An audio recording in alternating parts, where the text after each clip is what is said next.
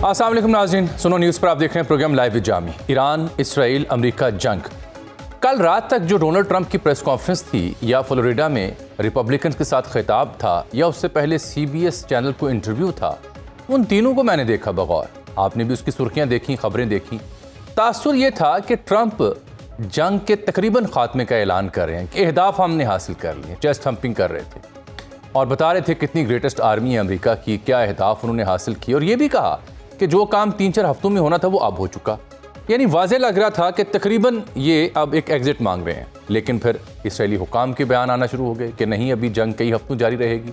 और इस बीच में जो कर्नल रिटायर्ड डगलस मैकग्रेगर हैं, ये बड़े अहम शख्सियत हैं, फ़ौज में रहे अमेरिका की।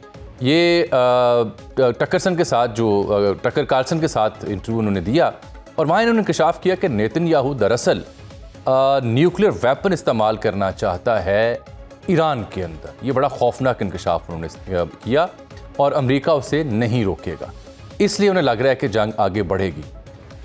फाइनेंशियल टाइम्स ने अपने तबसरे में लिखा कि ट्रंप की जो ईरान के बारे में पॉलिसी है वो हुई है मुकम्मल नाकाम। इनका ख्याल ये था कि जैसे वेनेजुएला में इन्होंने डिकैपिटेट और डेलीगेट किया, यानी सर काट कर एक क़यादत का, बाकी अपने मफादात के मुताबिक मुल्क को चलाया। एक और ख़ातून वहाँ पर मौजूद थी, स्पीकर, उनको सदर बना दिया, उसने सरेंडर कर दिया। उनका ख्याल था कि ईरान में जब क़यादत ख़त्म होगी तो नया आने वाला अमेरिका की बैत करेगा और जंग ख़त्म हो जाएगी, हम एक विक्टोरियस स्टैंड पे खड़े होकर ऐलान करेंगे। तो ऐसा नहीं हुआ। तो फाइनेंशियल टाइम की फाइंडिंग ये है कि पूरा ये जो मामला था, इसमें ब्रीफिंग थी, अंडरस्टैंडिंग थी, वो गलत अंदाजे साबित हुए हैं डोनाल्ड ट्रंप के और अमेरिका के। अब ये जंग क्या रुख इख्तियार करेगी?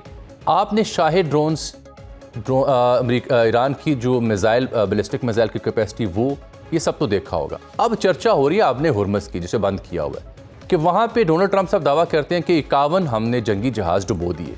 लेकिन नेवी का मुकम्मल खात्मे का ऐलान जो ट्रंप कर रहे हैं, उसके बावजूद क्या वजह है कि आपने हुर्मस अभी भी बंद है? वजह ईरान के पास ड्रोन, वो कश्तियाँ हैं जो शाहिद ड्रोन जैसी ही सलाहियत रखती हैं। इन मामलों पे बात करने के लिए आज मैंने ज़हमत दी है जनाब खालिद चिश्ती साहब को। मडोर रिटायर्ड हैं, दिफाई तजिया निगार हैं। आप उन्हें गाहे हमारे प्रोग्राम में सुनते हैं तफसील के साथ। चिश्ती साहब, बहुत शुक्रिया। सबसे पहले, सबसे बुनियादी बात, आप जो ईरान की ड्रोन कैपेसिटी है या मिसाइल कैपेसिटी, उसके ऊपर बात करते आए हैं, आज भी हम करेंगे। लेकिन ये मैं देख रहा हूँ Azhdar unmanned underwater vehicle UUV 25 knots तक ऑपरेट कर सकती है, 600 किलोमीटर तक सिंगल चार्ज में जा सकती है। ये क्या बलाया है सर? और क्या यही वो खदशा है जिसकी वजह से बड़े बड़े बहरी जहाज यहाँ से गुजरने से गुरेज हैं? बहुत शुक्रिया जामी साहब, आपने इनवाइट किया। ये बुनियादी तौर पे अनमैन्ड होती है, अंडर वाटर व्हीकल होती है और अटैक के काबिल होती है। यूं समझ लें कि ये बहुत सारे जैसे स्कूटर होते हैं पानी के, समझे ये अंडर वाटर स्कूटर होता है। अच्छा। और ये सुइसाइडल होता है। सुइसाइडल का मतलब है क्योंकि इसके अंदर ड्राइवर या पायलट या कोई टेक्नीशियन नहीं होता, तो इसने वन वे जाना होता है और एक्ट लाइक बॉम्ब करता है जब ये जाता है। और होता भी अंडर वाटर है। इस तरह आर्म शिप्स को, जिनके पास सोनार या अर्ली वार्निंग नहीं होती, डिटेक्शन या रेडार नहीं होते, जो शिप्स होते हैं, और खासतौर पर जो कार्गो और ट्रेड और ऑयल के जो टैंकर्स होते हैं, उनके पास इस तरह के रेडार सोफिस्टिकेशन नहीं होती, तो उनको नजर में नहीं आता। तो ईरान ने ये बहुत बड़ी कैपेसिटी अपनी बिल्ड की हुई है, क्योंकि इनको पता था कि जब भी हमने स्टेट ऑफ हॉर्मुज को बंद किया तो जो हमारे पास माइंस हैं वो डिटेक्ट हो जाएंगी, जो हम स्पीड बोट्स अगर सरफेस के ऊपर करेंगे तो वो इंटरसेप्ट होंगी या रेडार्स पर नजर आ जाएंगी, अमेरिका उन पर हमला कर सकता है। तो ये एक बहुत उन्होंने एक लीथल टेक्नोलॉजी डेवलप की है जो अंडर वाटर है, नजर नहीं आती है, क्रू कोई नहीं होता और जाहिर है असले से लेस है। तो ये जाकर एक किस्म का बॉम्ब के तौर पर या मिसाइल के तौर पर अंडर वाटर जाकर के कार्गो या जिस टारगेट को आपने हिट करना है उसको लगती है। बड़ी कारगर है, जिसकी वजह से ये बहुत खौफ है अमेरिकन को कि आर्म शिप्स कोई भी इसीलिए नहीं कर रहा। और जाहिर है इसका सबूत ये है कि तकरीबन ऑलमोस्ट 1000 गुना इंश्योरेंस बढ़ चुकी है इस एरिया में। फिर भी 3 से 3.5 से 4 हजार जो शिप्स हैं कार्गो के, ऑयल के, वो खड़े हैं और स्टेट ऑफ हॉर्मुज की तरफ रुख नहीं कर रहे हैं। आपने नोट किया होगा पिछले दिनों एनर्जी मिनिस्टर ने उनके कहा कि हमने बहुत ऑफर किया है कि हम सारी कंपनसेशन आपको इंश्योरेंस की देंगे शिपिंग लाइंस को, कोई भी नहीं मान रहा। प्रेसिडेंट ट्रंप ने कहा था कि इसकी जरूरत नहीं होनी चाहिए ईरान की स्टेट ऑफ हॉर्मुज बंद करने की, हम बंद करने नहीं देंगे। तो जामी साहब मैं जरा सी एक टेक्निकल सी बात आसान तरीके से करने की कोशिश करूंगा। नेवल टर्म में दो लफ्ज यूज होते हैं, सी डिनाइल और सी कंट्रोल। सी डिनाइल ये होता है कि हम ना खुद खेलेंगे, इतना खतरनाक कर देंगे या बाइंस बिछा देंगे, और ना आपको खेलने देंगे, जैसे स्पोर्ट्स में होता है। एक होता है सी कंट्रोल।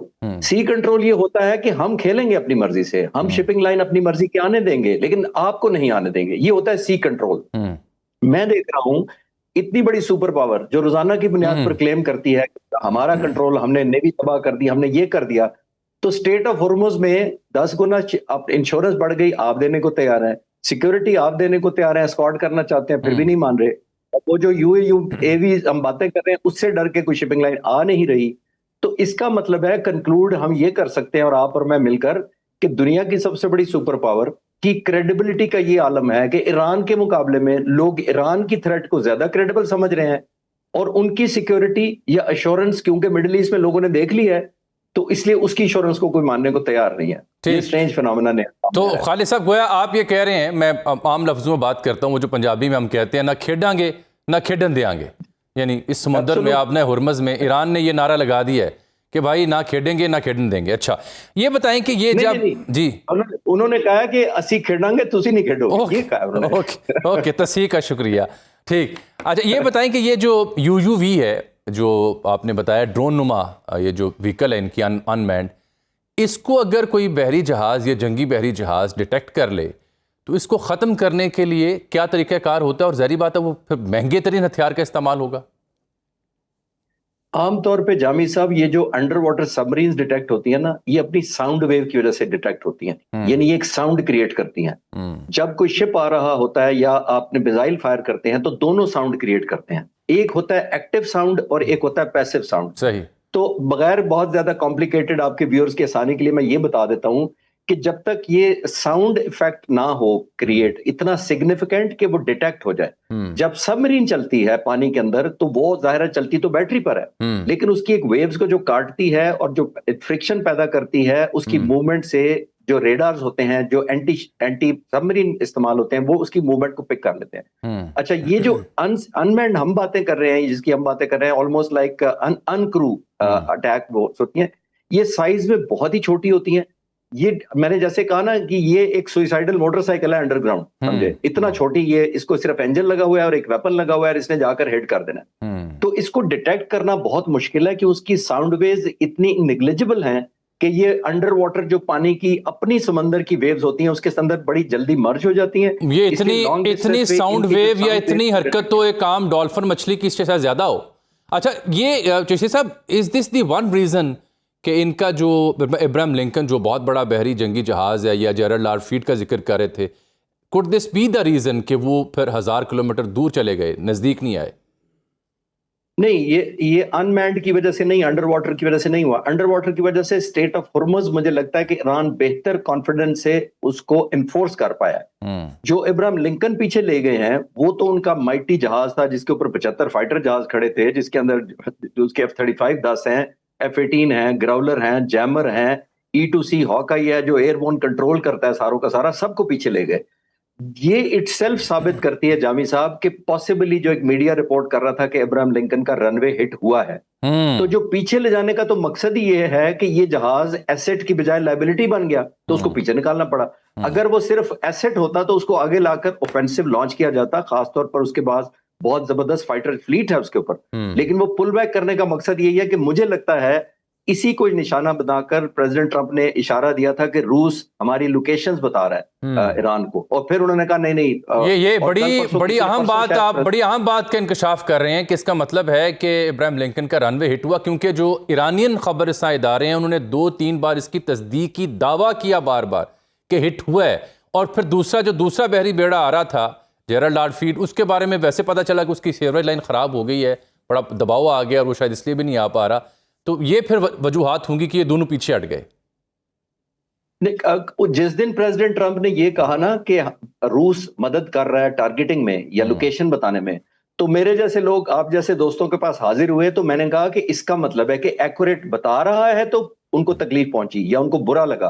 तो इसका मतलब अगर वो इनएक्यूरेट होता या ईरान की ना स्ट्रैटेजी टारगेटिंग एक्यूरेट होती तो उनको ये कहने की जरूरत ही नहीं थी। ये तो प्रेसिडेंट ट्रंप ने खुद ही कंफर्म कर दिया कि हमारे टारगेट की लोकेशन वो बता रहा है। जो उन्होंने सेकंड डे बहुत गुस्से में, आपने नोट किया होगा, पहले वो कंफर्म कर दिया, हम जैसे लोगों ने कहा इसका मतलब है टारगेट ठीक मार रहा है, तो आपने कहा कि हमारी टारगेट बता रहा है। और सेकंड डे, कल शायद सुबह सुबह मैं देख रहा था कि प्रेसिडेंट ट्रंप से किसी ने पूछा कि रूस मदद कर रहा है, तो उन्होंने 2 दफा कहा this is a stupid question. अब इसका क्या मतलब है?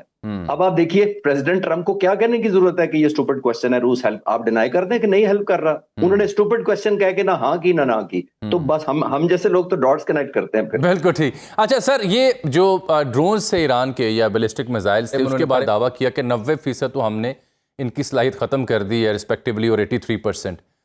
क्या ये वाकई ऐसा मुमकिन हुआ होगा? और even then how Iran is still able to carry out दो स्ट्राइक्स?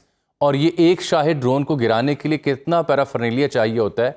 कुछ मैं देख रहा हूँ टर्म्स के 2 दिन में 5.6 बिलियन वर्थ का जो म्यूनिशन है वो यूज़ हुआ है। ये वॉशिंगटन पोस्ट ने खबर दी है कि पेंटागन ने ये तस्दीक की है कि 5.6 अरब डॉलर जो हैं वो 2 दिनों में ईरान के खिलाफ असॉल्ट में इस्तेमाल हुआ है। जामिर साहब, आपके व्यूअर्स की आसानी के लिए मैं बता देता हूं कि उसका कोई लॉन्चिंग पैड या उस तरह का लॉन्चिंग प्लेटफॉर्म बहुत है ही नहीं शायद ड्रोन का।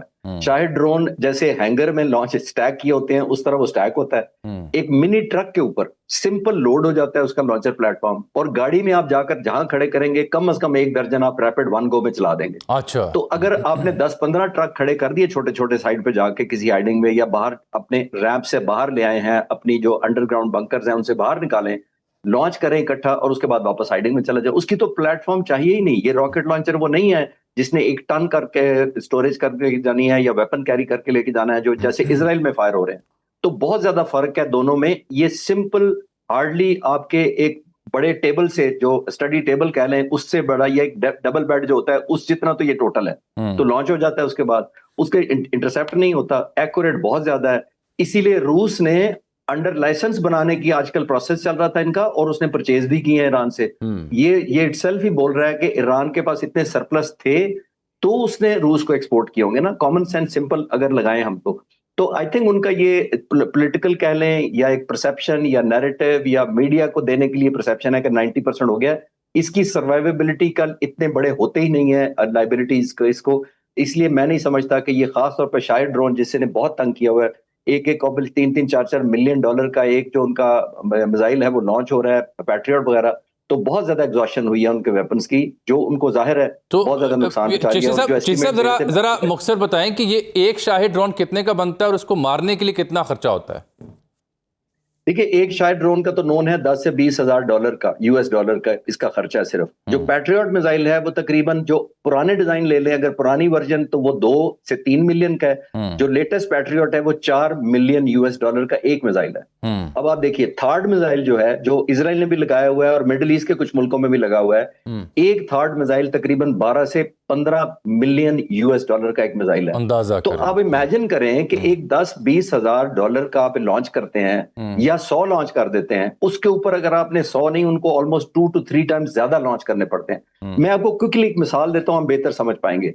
यूक्रेन के प्रेसिडेंट ज़ेलेंस्की ने कहा है, बड़ी दिलचस्प बात है, वो हमारा डाटा सपोर्ट कर देगी जो आप और मैं बात करें। ज़ेलेंस्की ने कहा है कि जब से जंग शुरू हुई है मैं अमेरिका से 200 पैट्रियट मिसाइल मांग रहा हूं, मुझे नहीं दिए गए। और प्रेसिडेंट ट्रंप ने खुद ईरान जंग के अंदर 8 दिनों में 2000 पैट्रियट फायर कर दिया डिफेंस में। तो 200 वर्सेस 2000 इन 8 डेज। आप इमेजिन करें कि 200 जब नहीं दे रहे तो कितना महंगा लगता होगा इनको ना देते हुए, जाहिर है बहुत महंगा लगता होगा, और खुद 2000 फायर कर दिए।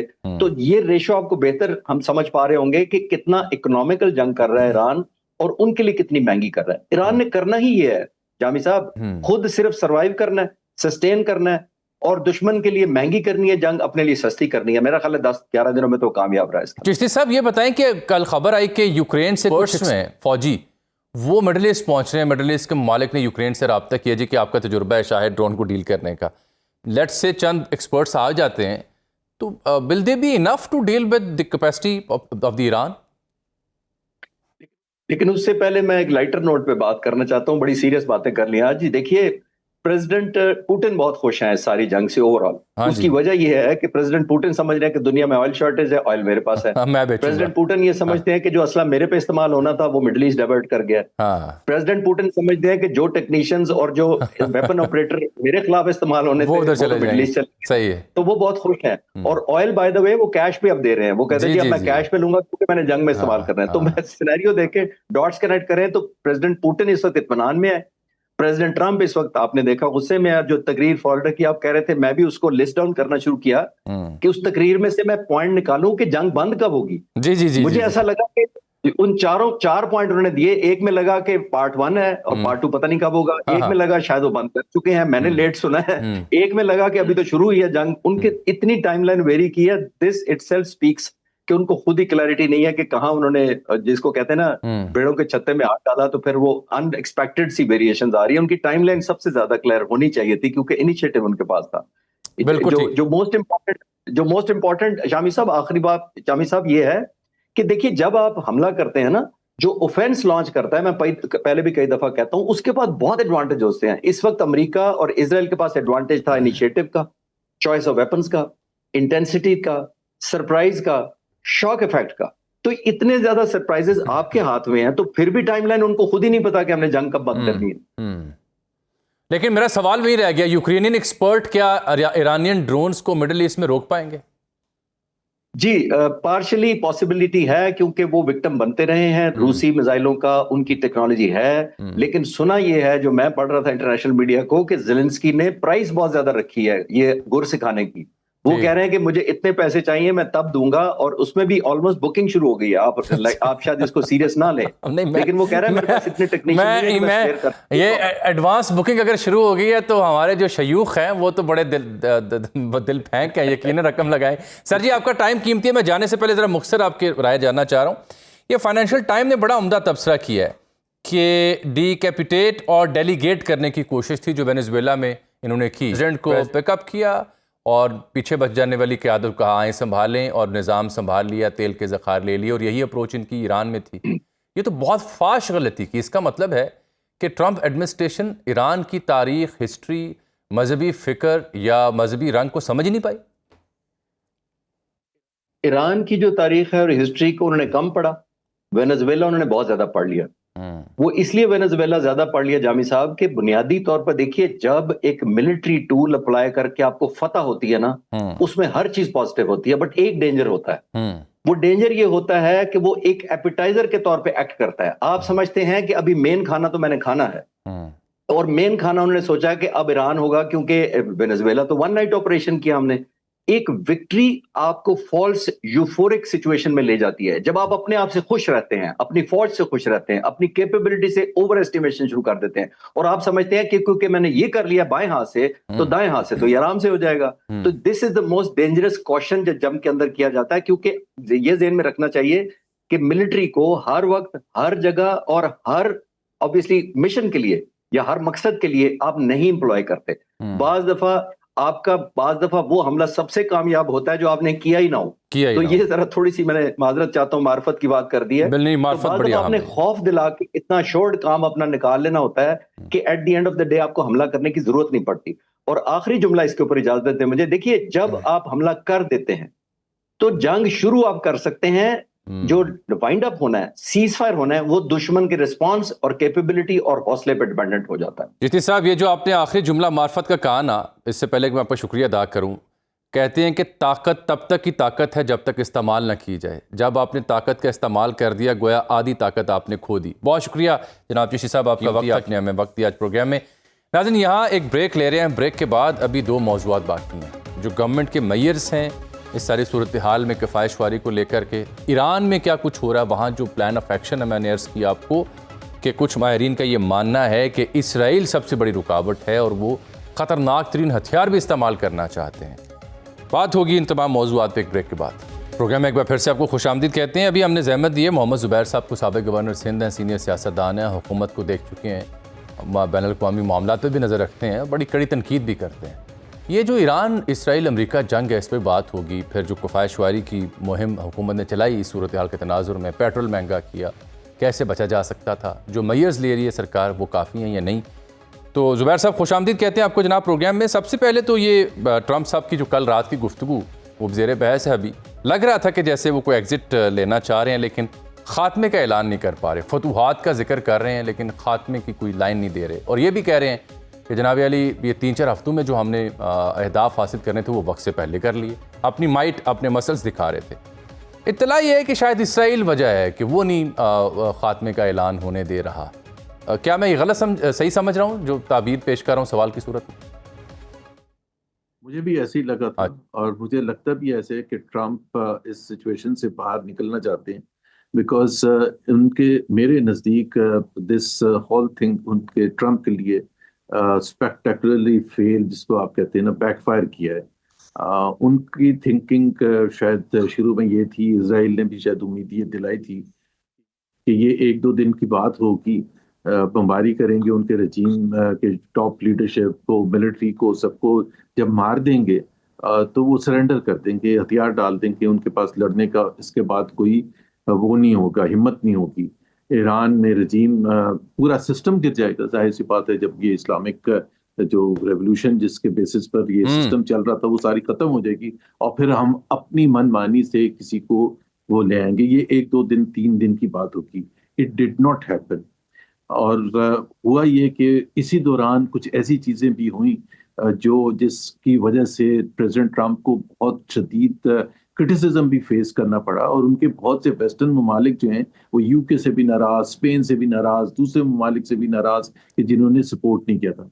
दूसरी चीज शायद जो उन्होंने इसमें अपनी कैलकुलेशन में नहीं शामिल की थी कि ईरान जो है वो मिडिल ईस्ट में जो अरब ममालिक है उनके ऊपर मिसाइल फेंकेगा इस बेसिस पर कि वहां उनके बेसिस हैं, यूएस बेसिस हैं और वहां से हमले होंगे तो वो वापस उनको जवाब देगा। ये बिल्कुल मेरा ख्याल है उनके जहन में नहीं था। और उसकी वजह से जो अरब वर्ल्ड है ना, जो उनकी सबसे बड़ी सपोर्ट रही है प्रेसिडेंट ट्रंप की, बोर्ड ऑफ पीस में भी अगर आप देखिए पैसों के हिसाब से भी और वैसे भी शामिल वो ज्यादातर वही ममालिक हैं। अब उन्होंने कहा कि हम कहां से बीच में फंस गए। बिल्कुल ठीक। हमारे लिए तो it's not just a matter of 2 missile आके लगना। कि अगर आप एक एग्जांपल ले लें यूएई की, कि यूएई का तो फॉर्मूला ही बड़ा अच्छा सिंपल सा था कि this is the most peaceful city, इससे ज्यादा सिक्योरिटी कहीं है ही नहीं, यहाँ कोई पटाखा नहीं फट सकता, हमारी किसी से जंग लड़ाई झगड़ा कुछ भी नहीं है। आए गोरे आए, सारे आए, इंडियंस आए, यूरोपियंस आए, अमेरिकन आए और आ रहे थे और इन्वेस्टमेंट, बड़ी बड़ी कंपनीज वहां अपने हेडक्वार्टर्स बनाए हुए थे, फाइनेंशियल हब। ये इस मुद्दे पे मैंने आपसे बात करनी थी क्योंकि यू हैड बीन देयर और ये बड़ी सेफ डेस्टिनेशन समझी जाती थी, चाहे महफूज सरमायाकारी हो। हत्ता कि आईटी, डेटा, अमेजोन, उसको भी हिट किया गया। इकोनॉमी, पेट्रो डॉलर इकोनॉमी, उसका भी यहाँ कॉन्सेप्ट है। लेकिन अब मुतबादिल के तौर पर लोग कह रहे हैं कि ये इतनी महफूज जगह नहीं रही, अब सिंगापुर जाया जाए या हांगकॉन्ग जाया जाए। क्या ये बात भी दुरुस्त है? देखिए, मेरा अपना तजर्बा ये है कि मैं इसमें डायरेक्टली इन्वॉल्व रहा हूँ। मैं जिस जमाने में आईबीएम में काम करता था उस जमाने में ही मैं यूरोप में बेस था और फैसला किया गया कि मिडिल ईस्ट अफ्रीका का तमाम रीजन का हेडक्वार्टर जो है दुबई लेके जाया जाए। उसकी एक वजह थी और जो अभी भी बड़ी इंपॉर्टेंट वजह है, एकदम से शिफ्ट करना आसान काम नहीं होता। Dubai offers a kind of infrastructure, उनका बैंकिंग सिस्टम, उनका जो आर्बिट्रेशन सिस्टम है वो वर्ल्ड क्लास है। तो इतना आसान नहीं होगा कि एकदम से शिफ्ट कर जाए। आपने जो एग्जांपल दिया सिंगापुर की, ऑफ कोर्स सिंगापुर में वो सब चीजें हैं जो दुबई ऑफर करता है, लेकिन फिर भी इतना आसान नहीं होगा जितना एकदम से तो सारे शिफ्ट नहीं कर सकते। बट दुबई के लिए दोबारा एक नई इन्वेस्टमेंट अट्रैक्ट करना बहुत मुश्किल होगा और उसमें वक्त लगेगा। उनकी लीडरशिप पर डिपेंड करता है, जो मुझे पूरा यकीन है कि उनकी लीडरशिप जबरदस्त लीडरशिप है। उनकी सिर्फ एक ख्वाहिश है कि हमारी इकोनॉमी आगे बढ़े, वो किसी से जंगे वंगे। इसी तरह से कतर है उनके लिए भी, सो उनको भी धचका लगा तो है, सबको धचका लगा। वो इन ममालिक को जो धचका लगा है, याद आया कि हमारे दोस्ताना बरादराना ताल्लुकात भी हैं। आईने पाकिस्तान में भी कुछ लिखा हुआ है इस सिलसिले में। तो आज हुकूमती वज़रा की प्रेस कॉन्फ्रेंस थी। मुझे तो तासुर ये लगा कि जैसे वो कह रहे हों कि दोस्त ममालिक के ऊपर तनकीद ना करें वगरना आपकी पकड़ होगी, नताइज ख़तरनाक होंगे। तो आपको समझ आई इस मामले में कि ये अहम तरीन हुकूमती वज़रा की प्रेस कॉन्फ्रेंस का मकसद क्या था? यार पता नहीं, मैं कह सकता हूँ या नहीं कह सकता, but I think they have just gone mad. अभी जिस तरह नहीं वो इस्लाम इस्लामाबाद में 2 दिन पहले औरत मार्च वाले वहां उधर प्रोटेस्ट कर रहे थे, एक जुलूस निकाल रहे थे या क्या कर रहे थे, अपनी प्रेजेंस शो कर रहे थे इंटरनेशनल वुमेन डे पर, तो उठा के अंदर बंद कर दिया। फिर वो कहा गया वजीरों की तरफ से कि जी हमारी मजबूरी थी, कोई वक्त है कि आप रोड पर आए। अब ये तो बड़ा ही मुश्किल हो गया है कि किसी चीज के लिए भी आप बात नहीं कर सकते। हर वक्त पाकिस्तान का इतना सेंसिटिव हो गया कि ना आप खारजा पॉलिसी पर क्यों नहीं बात कर सकते, इकोनॉमिक पॉलिसी पर क्यों नहीं बात कर सकते, खारजा पॉलिसी पर बिल्कुल हम बात कर सकते हैं और क्रिटिसाइज भी कर सकते हैं। पाकिस्तान ने जब डोनाल्ड ट्रंप के करीब गए थे और डोनाल्ड ट्रंप तारीफें कर रहे थे, तो आज मैं एक जानी साहब प्लीज मेरी एक गुजारिश सुन लें। ये जो क्राइसिस है जिससे पूरी दुनिया उस लपेट में आई है और खतरनाक तरीन क्राइसिस है, जिससे मईशत के हवाले से तबाह बर्बाद करोड़ों लोग हो गए हैं इंक्लूडिंग पाकिस्तान, उसमें अगर एक शख्स रिस्पॉन्सिबल है तो वो कौन है? Donald Trump. अगर कोई इसको मानने के लिए तैयार नहीं तो फिर तो बड़ा मुश्किल है। कल प्राइम मिनिस्टर ने अपनी स्पीच में बड़ा क्लियर कट एक बात की कि इजराइल ने जब अटैक किया ईरान पर, इजराइल ने यूएस का नाम नहीं लिया, तो हम क्रिटिसाइज ना करें, हम ये नोट ना करें कि बड़ा कन्वीनियंटली उन्होंने यूएस को निकाल दिया, क्योंकि यूएस के साथ आप नहीं उनको नाराज करना चाहते, बट आपकी मजबूरी है, मेरी तो कोई मजबूरी नहीं। मैं तो क्रिटिसाइज करूंगा कि yes US was involved in this decision, war front में था इजराइल के साथ और उसने वहां हमले किए, इंक्लूडिंग वो जो 190 बच्चियों को, औरतों को। अच्छा, वो आपका एतराज आपने देखा, आज जब हम प्रोग्राम कर रहे हैं तो प्राइम मिनिस्टर ने ट्वीट भी किया, मुबारकबाद दी है नए जो राहबर आला हैं ईरान के जनाब मुश्तबा खामनेई, उनको मुबारकबाद भी दी है।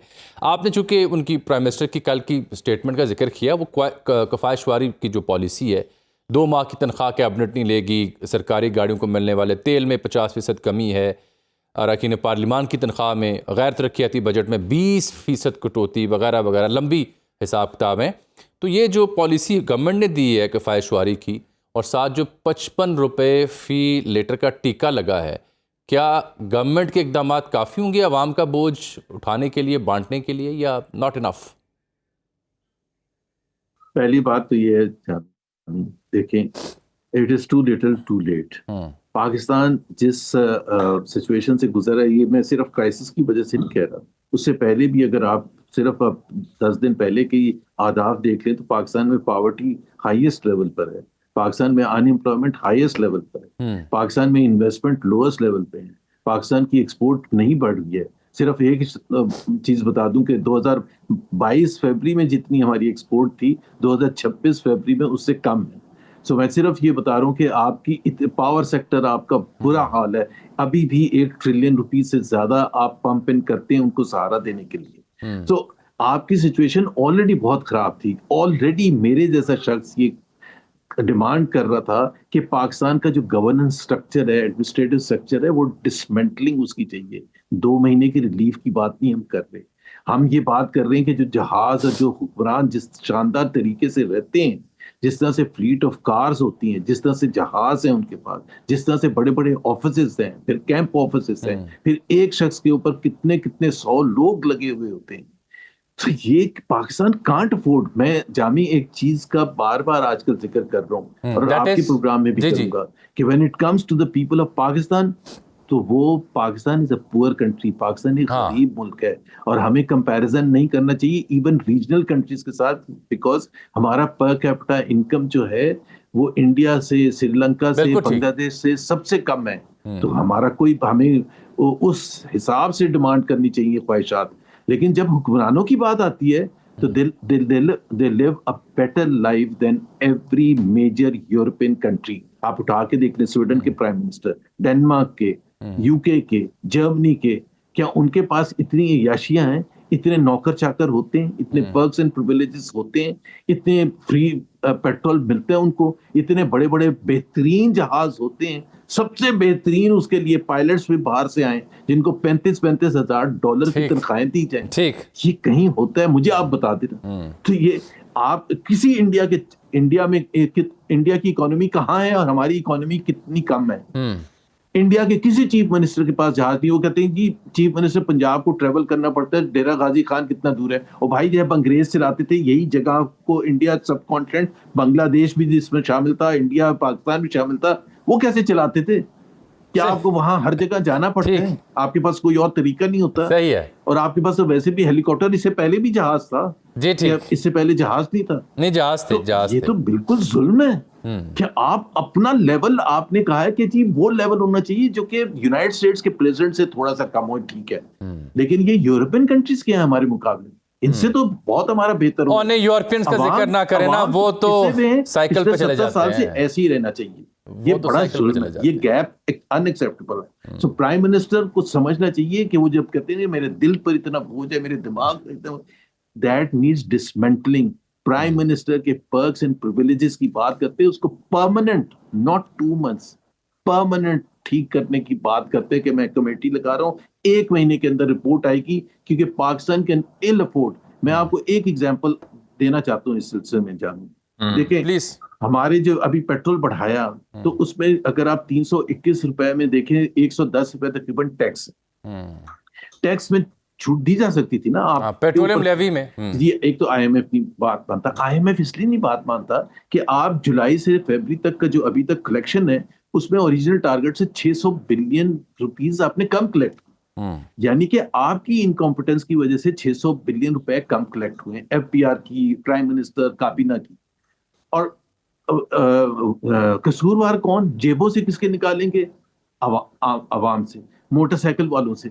क्या ज्यादती है कि अगर आप अपना काम पूरा नहीं करेंगे, एफपीआर कलेक्शन पूरी नहीं करेगा, तो आवाम पर। अगर पावर सेक्टर में जो डिस्ट्रीब्यूशन कंपनीज है उनके लॉसेस बढ़ते चले जाएंगे, तो उसका ये बात ठीक है, लेकिन ये लोग ये भी एतराज कर रहे हैं ना कि में भारत के पास जरी बात ऑल्टरनेटिव्स भी हैं, लेकिन वहां पे तेल की कीमतें नहीं बढ़ी और दीगर ममालिक की भी सूरत हाल है। जापान के पास तो 250-300 दिनों का जखीरा भी है, तो यहाँ 55 रुपये का इजाफा किया। मिफ्ता साहब का ये कहना है, उनको मैं देख रहा था, कि ज़ख़ीरा अंदोज़ों को फ़ायदा पहुँचेगा इस फैसले से जो हुकूमत ने किया है।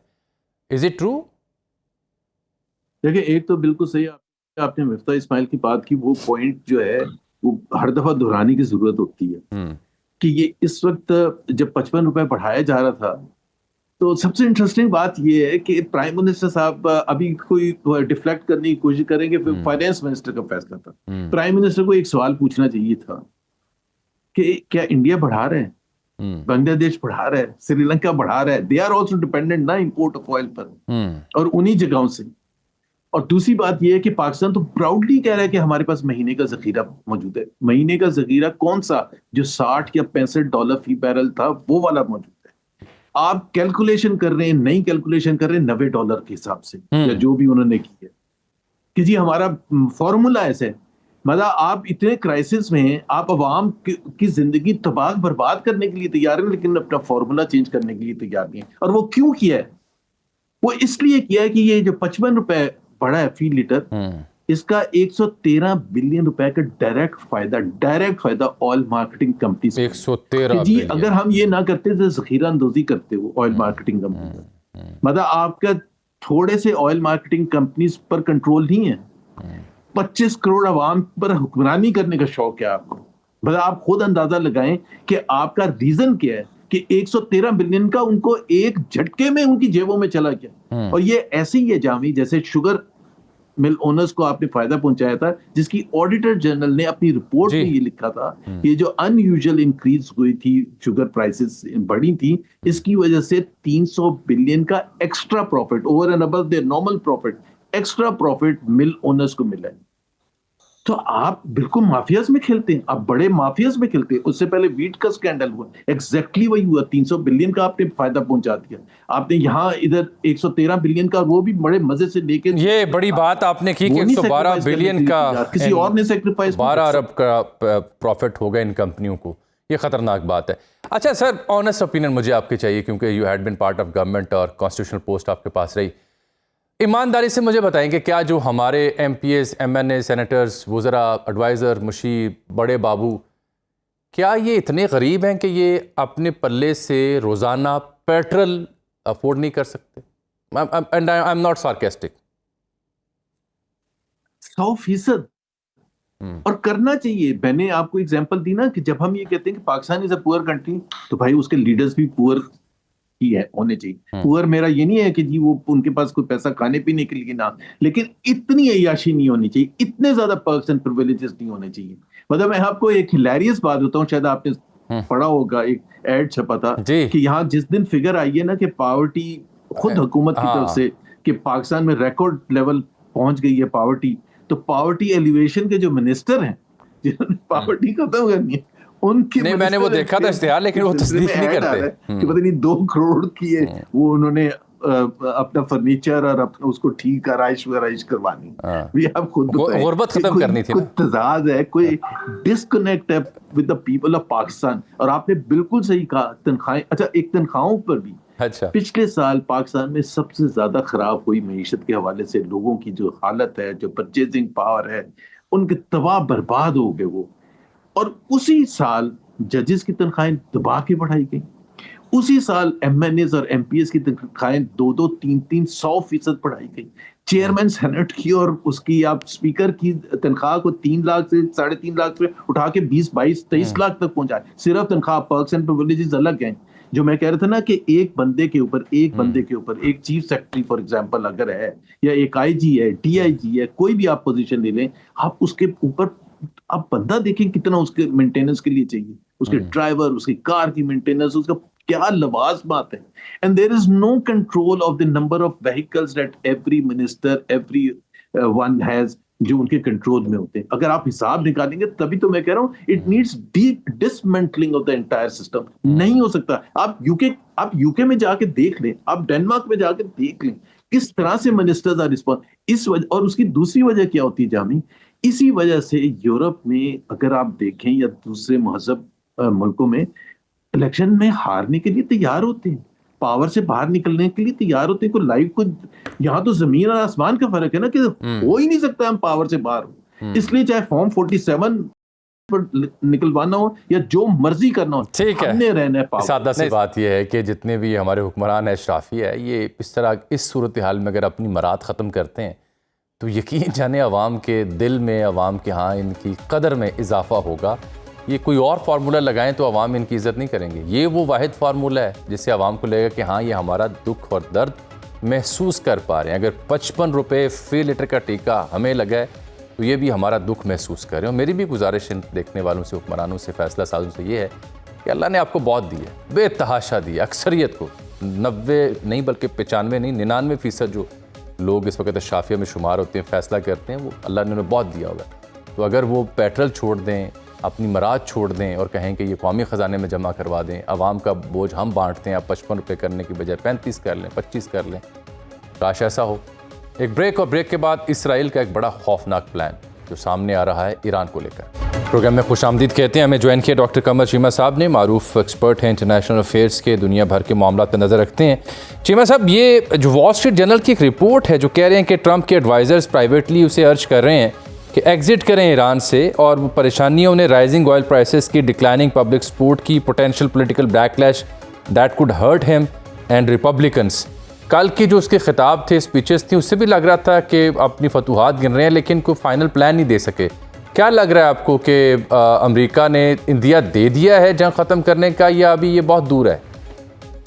बहुत शुक्रिया शामी साहब, बहुत शुक्रिया जामी साहब। देखिए, पहली बात तो ये है कि आपको याद होगा कि उन्होंने कहा कि मैं अपनी मर्जी की रजीम लेके आऊंगा, लीडरशिप इंस्टॉल करूंगा, कंप्लीट सरेंडर चाहिए। लेकिन फौरन ही 8-9 दिन बाद ये बात कह देना कि जी अब हम वहां से निकलेंगे, हम जंग के बड़ी करीब हैं, और जो नताइज हमने 4-5 हफ्तों बाद लेने से वो हमने पहले ले लिए हैं, इसको हम डाइसेक्ट कर लेते हैं। मुझे लगता है पहली जो बात है वो तो ये है कि जो अरब दुनिया है वो बड़ी नापसंद कर रही है इस जंग को। आपको पता होगा कि जब ट्रंप साहब आए थे मिडल ईस्ट में, तो तमाम जो अरब ममालिक थे, उन्होंने जो जिन मुल्कों में वो गए, तकरीबन 1.5 से 2 ट्रिलियन डॉलर की इन्वेस्टमेंट की बातें की उन्होंने अमेरिका में। या वो चीजें प्रोक्योर करेंगे, बाय करेंगे, इन्वेस्टमेंट करेंगे डिफरेंट मार्केट से। तो वो सोच रहे हैं कि हम तो पहले ही 1.5-2 ट्रिलियन डॉलर की इन्वेस्टमेंट की बातें कर चुके हैं, और अब ये जंग जो है मजीद इनकी इकोनॉमी को भी मुश्किल में डाल रही है। पूरी दुनिया की एविएशन इंडस्ट्री भी डिस्टर्ब हो गई है, लोगों की इकोनॉमी भी खराब हो रही है, रियल एस्टेट मार्केट को फर्क पड़ा है। तो वो समझ रहे हैं कि ये तो हमें बड़ा लंबा चौड़ा लॉस है, और उसके बाद जामी साहब एक बड़ा लंबा चौड़ा मजीद डिफेंस प्रोक्योरमेंट करनी। एक तो ये चीज हो गई।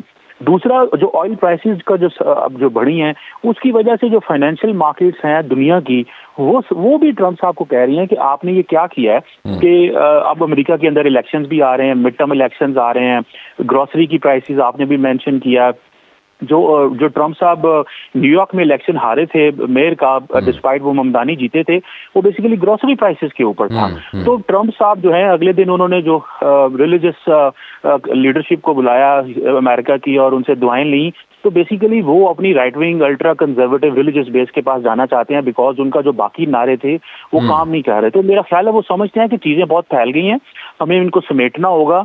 और दूसरी तरफ से आपको ये भी पता होगा, जो परसों एक्सियोस की रिपोर्ट आई थी कि जब इजराइल ने ईरान के ऑयल रिफाइनरी पे अटैक किया तो अमेरिकन बड़े नापसंद हुए कि आपने ये किया क्या है और क्यों किया है। पहले ही दुनिया में ऑयल की कीमतें जो हैं वो कमजोर हो रही हैं, बढ़ रही हैं, जो जिसे वो कहते हैं सप्लाई चेन मुतासर हो रही है। स्टेट ऑफ हार्मोस के हवाले से आज ही अली लारेजानी का बड़ा सख्त स्टेटमेंट आया है। तो मुझे ऐसा लगता है कि वो प्रेशर उनके ऊपर न्यूयॉर्क से, अमेरिका से भी है, वेस्टर्न वर्ल्ड से भी है। वो समझते हैं कि हम क्यों महंगी चीजें जो है वो सारी हो रही हैं। तो मेरा ख्याल है, और फिर देन कल जो उन्होंने बात की कि मुझे जो है वो स्टीव विटकॉफ ने कहा था और जैरेड कुशनर ने कहा था कि ये जंग हमें कर लेनी चाहिए, वो भी बड़ी बात है। बहुत सारे लोगों का कहना ये है कि वो कोई इलेक्टेड लोग तो नहीं है, उनको तो आपने अपॉइंट किया और आपके अपॉइंटेड लोग आपको जो असेसमेंट दे रहे हैं, तो एज एन इलेक्टेड प्रेसिडेंट आपको ये करना चाहिए। तो मेरा ख्याल है आप वो जंग को कंक्लूड करना चाहते हैं। कल उन्होंने जो CBS की जर्नलिस्ट को बताया और उसके बाद कुछ चीजें उन्होंने की, तो लगता यह है कि चीजें अब कंक्लूड होंगी, लेकिन करना कैसे है, क्योंकि दो मुल्क इकट्ठे गए हैं। और आपको पता है ट्रम्प साहब कभी भी ऐलान कर सकते हैं कि हमने अपने मकासद हासिल कर लिए हैं, उनकी 2-3 लेयर्स ऑफ लीडरशिप खत्म हो चुकी है और अब हम जो हैं वो वापस आएंगे और अमेरिका मजबूत है, मिसाइल टेक्नोलॉजी अब उनके पास है नहीं है, न्यूक्लियर प्रोग्राम हमने तबाह कर दिया। हालांकि बहुत सारा उनका जो मिलिट्री हार्डवेयर है एज ऑफ नाउ वो लैंड कर रहा है बहुत सारी बेसिस के ऊपर, लेकिन फिर भी वो मेरा ख्याल है कि वो समझते हैं कि जो ग्लोबल हू एंड क्राई बहुत ज्यादा है, सो हमें इसको कंक्लूड करना होगा ताकि उनकी अपनी जो फाइनेंशियल बेस है और अमेरिका की मार्केट्स असरअंदाज ना होनी शुरू हो जाए। ये गलती उनसे हुई क्योंकि फाइनेंशियल टाइम्स ने लिखा है कि ये चाहते थे, जिस तरह वेनेजुएला में किया, डिकैपिटेट एंड डेलीगेट, के क़यादत का सर काटें या पकड़ें और बाकी मफादात वहाँ से कोई बंदा मिल जाएगा चलाने के लिए। तो यहाँ पर तो ईरान में तो ये फार्मूला नहीं चल सका। देखिए, अभी 2 दिन पहले ही Antony Blinken former secretary of state ने बयान दिया, जो इंटरव्यू में उन्होंने कहा कि ये जो ऑफर्स थी ये तो बाइडेन को और ओबामा को भी थी कि आए जाके तो हमला करते हैं ईरान के ऊपर, तो कहते हैं हम तो नहीं गए। अब सवाल ये पैदा होता है बेसिकली, ट्रम्प साहब को क्योंकि बहुत ज्यादा शौक है, वो मेक अमेरिका ग्रेट अगेन उनका स्लोगन है, उसमें जो है वो समझते हैं कि हमने वेनेजुएला में कर लिया तो हम यहाँ पे भी कर सकते थे। अब उनको इस चीज का बताना चाहिए था कि सारी की सारी जो ईरान की जो रेवोल्यूशनरी बेस है, जो IRGC है, जो इनकलाबे ईरान के बाद वहां पे जो पूरे का पूरा एक इंस्टीट्यूशनल मैकेनिज्म खड़ा हुआ, वो वेनेजुएला की तरह तर्ज का तो नहीं है। तो यहाँ पे सिचुएशन बिल्कुल और है, और तो ये मेरा ख्याल है जानबूझ के उनको चीजें बताई भी नहीं गई। और मेरा ख्याल साहब ये भी है कि ट्रम्प साहब खुद भी आना चाहते थे। मेरी जाती राय में ट्रम्प साहब को ये था कि अगर मेरे पास ईरान के एनर्जी रिजर्व्स होंगे और वेनेजुएला के एनर्जी रिजर्व्स होंगे तो मैं दुनिया की जो एनर्जी मार्केट है उसमें मैं अकेला बहुत कुछ प्ले कर सकता हूँ।